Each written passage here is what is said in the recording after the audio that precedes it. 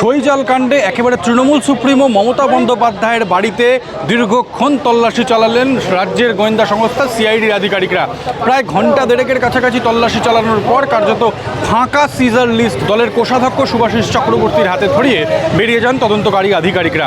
বিধানসভার যে সইজাল কাণ্ড নিয়ে তদন্ত করছে সিআইডি, সেই মামলার তদন্তেই মঙ্গলবার দুপুর 3টে নাগাদ হরিশ চ্যাটার্জি স্ট্রিটের তৃণমূলের সেন্ট্রাল কার্যালয়ে এসে পৌঁছায় প্রায় 30 জনের একটি তদন্তকারী দল।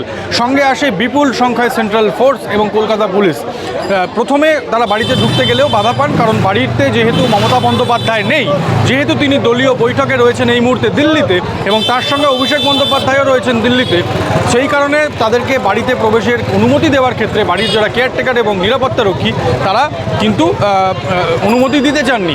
এবং পরবর্তীকালে দেখা যায় তারা সিআইডি আধিকারিক যারা রয়েছেন তদন্তে তারা জানান যে সইকাণ্ডের সূত্রপাত যে ঘর থেকে, অর্থাৎ মমতা বন্দ্যোপাধ্যায়ের বাড়ির চৌহদ্দির ভিতরের যে হলঘর, যে পার্টি অফিস, সেইখান তারা তল্লাশি করে দেখতে চান। প্রায় 5 থেকে 6 সদস্যের একটি প্রতিনিধি দল ঢোকেন এবং সেখানে দীর্ঘক্ষণ তারা তল্লাশি চালান। এবং দীর্ঘক্ষণ তল্লাশি চালানোর পর এই দিন প্রায় বিকেল 6টা 15 মিনিট নাগাদ কার্যত ফাঁকা লিস্ট, দলের কোষাধ্যক্ষের কাছে ফাঁকা লিস্ট, সিজার লিস্ট হাতে ধরিয়ে তারা এখান থেকে চলে যান।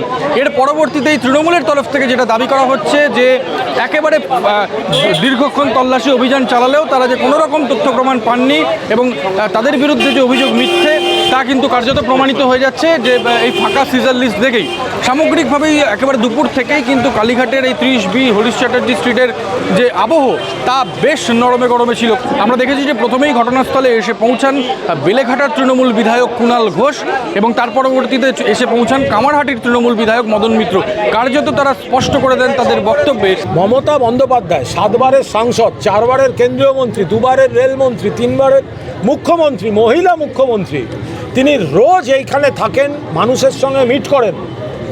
তিনি 2 দিনের জন্য দিল্লি গেছেন আর ওই সময় ওনার বাড়িতে তল্লাশি। এটা দৃষ্টিকটু, এটা লজ্জাজনক।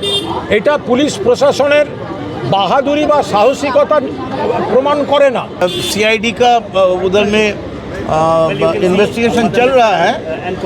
they may say that if we go we may temper something, we may disturb the investigation, but Kalyan Banerjee is a lawyer, he has gone as a lawyer. পরবর্তীতে যখন কল্যাণ বন্দ্যোপাধ্যায় এখানে এসে পৌঁছেছিলেন, কল্যাণ বন্দ্যোপাধ্যায় ছিলেন তল্লাশি অভিযানের সময় দলের আইনজীবী হিসাবে, তিনি স্পষ্ট অভিযোগ করেছিলেন যে উইটনেস হিসাবে যাদেরকে নিয়ে আসা হয়েছে, অর্থাৎ যখন তল্লাশি চলছে তখন যেহেতু 2 জন উইটনেসের দরকার পড়ে, সাধারণ মানুষের দরকার পড়ে, যাদের নিয়ে আসা হয়েছে তারা একেবারে সক্রিয় বিজেপির কর্মী এবং তারা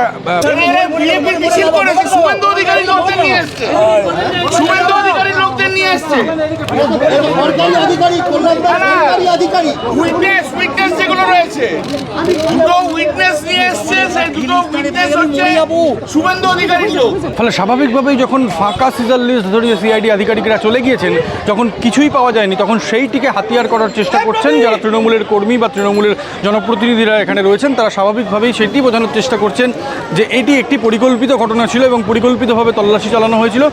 একজন মমতা বন্দ্যোপাধ্যায়ের মতন একজন জননেত্রী, যিনি গোটা রাজ্যের বা গোটা দেশের রাজনীতিতে একটি গুরুত্বপূর্ণ নাম, তাকে কার্যত হেনস্থা করার জন্য এই যে অভিযান, সেই অভিযান চালানো হয়েছিল, এমনটাই কিন্তু তৃণমূলের তরফ থেকে দাবি করা হচ্ছে।